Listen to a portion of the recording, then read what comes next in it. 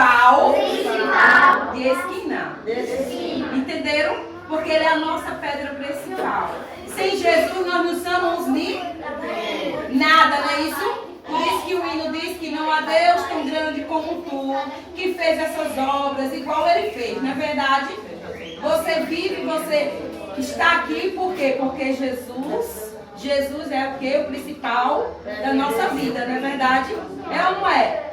Se Jesus não existisse, você poderia respirar? Não. Você poderia andar? Não. Você era feliz? Não. Crianças com Jesus é o que? Mais feliz, não é? Vamos dizer comigo? Crianças com Jesus é mais feliz. Crianças com Jesus é mais o quê? Feliz. Crianças com Jesus é mais o quê? Feliz. Muito bem. Então vocês entenderam o que eu expliquei nessa tarde? Entenderam?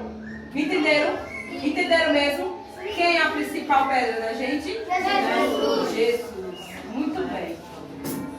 Stop.